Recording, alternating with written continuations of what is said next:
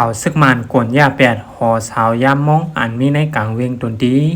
เมื่อวันที่21เดือนตุลาคมย่ามกลางขึ้นดึกห้องการไผ่เริ่มไหลย่าแปดหอสาวยามมองอันมีหิมกาดลงในกลางเวียงตนดีนั่นเสหางแห้นตาตีก่อสร้างอองตีไว้รถก้าตึกลงเจจันคนเมืองก่ออยู่ดีในเวียงตนดีก่อนหนึ่งลานในดีห้องการข่าวเขาว่าข่าวเอาจากเหมากวนยาแปดเข้ากลางขึ้นเอาหอเสามันซ้ำสูงดันมันแหละพอเฮ็ดกลางวันไหนกูเติงยากวนวันไหนหอสาวยามมองไหนก่อสร้างมาเมื่อปี1990สร้างขึ้นมาพร้อมๆกันดังการลงเว้งตนที่แหล่เป็นดีก้นดังน้ำคู่จักกันนีงามเสเป็นเครื่องไม้อันกึกปื้นชื่อเสียงลือหลังในเมืองใต้ประจานตีหนึ่งตาตีสร้างเฮิรนตึกกึดไว้รถกาเจ็ดจันในกลางเว้งนั้นเจ้าหันเจอขายดังกินกาดกลางคำในปอกตะปิ่นสวยที่ตั้งนาโอชินนั่นลายค่ายก็อยู่ไว้ตั้งเจียงกาดลงดีเส้นตั้งกงเตนั่นไว้โจเข้าวันไหนไรหูว่ากมันนี่อันหับเอาพุนพรก่อสร้างเคลื่อนตึกลงนั่นเป็นพองการภายเริ่มไหลภูมิพุนพรไตอ่านนานลงปองจึงซึกมันปานมิ้นออนไลน์เป็นจอมจึงในเย้าปิดวิจิตปะโอเพียนโอฮอก้าผ่าใส่ก้นเมืองก่อนหนึ่งถึงตีไรลู่ได้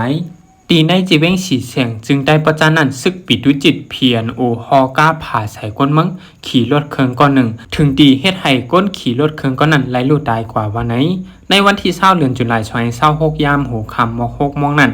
กาสีลำหนึ่งมาผ่าใส่ก้นขี่รถเครื่องลำหนึ่งตีเหนือเส้นดังวงกลางปางยานแหล่โคกน้ำหิมฮองเฮนกุ้งกองหมูหิมวันน้องม้อนสารทรายนั่นเสียนตกลงกว่าในนาคางตั้งนั่นในเย้า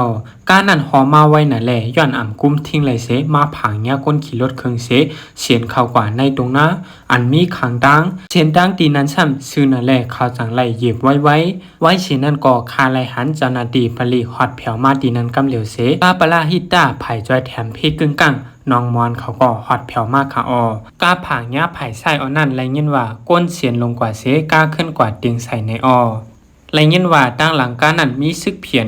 ขี่มาจ้อมหาก่อก้นอันฮอดแผ่วอองตีเปิงเป็นนั่นลัดในหนังไหน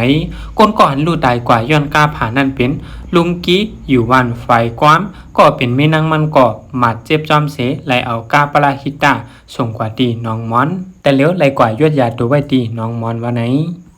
แห่งการเมมันอันมีในเมืองไทยนั่นตีไรเมื่อเกิดลูกตีเมืองไผ่เมืองมันตีเยาหือ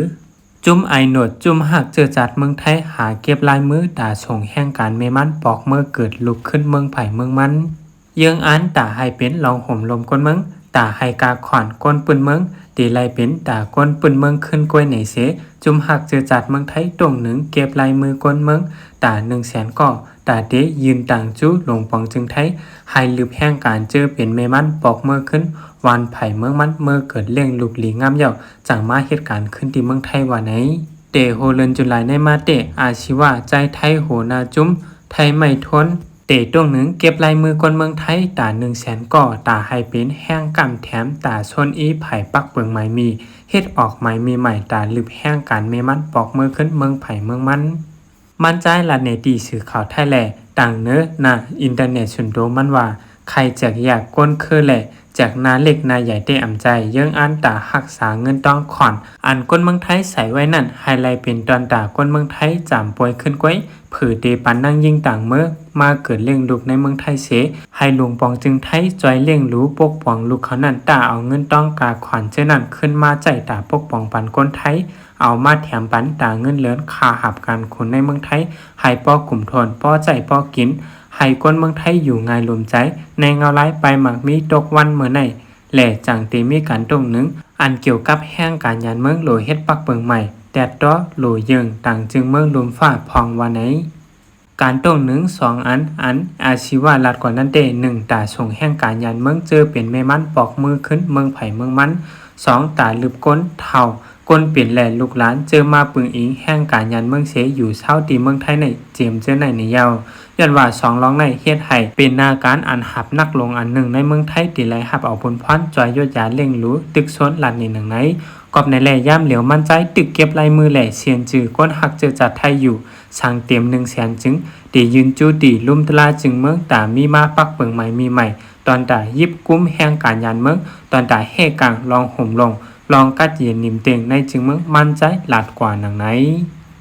ข้าวในก็เป็นข้าวเฮ็บข้าวฟ้าข้าวผลขนอสังวาตีกินเฮ็บในเถื่อนไหนถูกลีฟังสตี้กันเตๆวาคา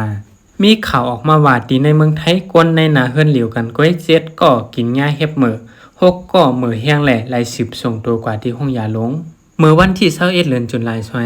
2026สื่อข่าวเมืองไทยรายรับแจ้งว่าตีปอก12วันโหจ้างเมืองเกเจเวงสตึกเจดอนบุรีรัมย์เมืองไทยคนในนาเฮือนหลังหนึ่งขนอมีเขา7ก่อมือเฮ็บเสตา6ก่อถูกส่งตัวกว่าที่ห้องยาหลวงศูนย์บุรีรัมย์ย้อนประว่าเปลี่ยนเฮาแห้งไว้ว่าไหนคนในเฮือนก่ออันอ่ำป้อมือแห้งนั่นลาดว่าเมื่อวันที่17เดือนตุลาคมป่นมานั่นคนในเฮือนโจกันกว่าหาเฮ็บในเถื่อนมาหุงเสเฮ็ดผักเขาคำเผื่อถึงมาหามองวันที่18เดือนตุลาคมเขาอ่อนกันต้องโค่นอ้อๆหักๆหรือสินั้นเย่าคนในนาเฮือนแทง6ก่อมีผังห่างง่ายกันแลคู่ว่าเป็นย้อนกินเฮ็บมือคำว่านั่นแหละจังอ่อนกันกว่าห้องยาคาอ่ำป้อเป็นแห้งกะหือหมอยาเขาให้นอนตีห้องยาเสปอเมแหล่ก้นในนาเฮือนต่างก็6กอดเส้นนั้นเตย้อนเพราะว่ามือแห้งนั่นแหละไล่10ส่งตัวกว่าที่ห้องยาหลงศูนย์บุรีรัมย์ในเยาอย่างลัดแทงว่าเมื่อเก็บเฮ็บมานั่นก็ในหวานอันหันเช่นนั้นเปิ้นลัดอยู่ว่าเฮ็บอันเฮาเก็บมานั่นขายง่ายเฮ็บมือไว้ห้ามกินจังเป็นเพแห้งในอยู่ก้วยกาเฮาซ้ำทางว่ามันเป็นเฮ็บอันกินไรอยู่ในแลเอามาหุงกินเฮ็ดให้อ่อนกันมือดังเฮิรนคาเตย่อมรับว่าอำหัดกินเฮ็บแทงเหย้ามันนักลัดนี่นังไหน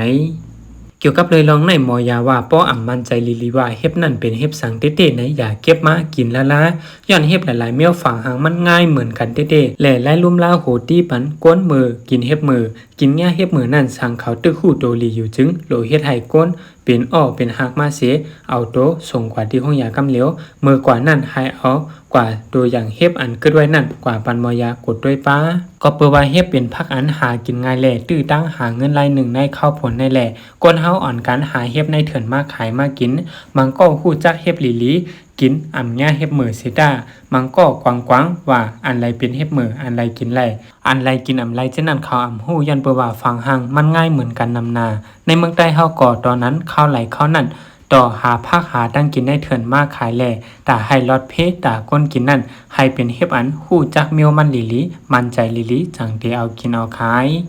ตั้งหยุ่มยำพิษเกี่ยวเลยลองเฮ็บสีหังลีเป็นเฮ็บมือเสเฮ็บสีน้ำสีขาวสีเทาเป็นเฮ็บอันกินไรกูเมียวในนั่นเป็นลองหยุ่มยำพิษยันประว่าเฮ็บสีขาวอันมือก็มีดังน้ำเฮ็บอันสัตว์กินไรก็ก้นกินไรนั่นก็เป็นลองหยุ่มยำพิษเหมือนกันยันประว่าย่วงสร้างย่อยอาหารล่าก้นไรสัตว์แปลกเปิงกันเฮ็บหมังเมียวสัตว์กินไรสิตาก้นอ่ำกินไร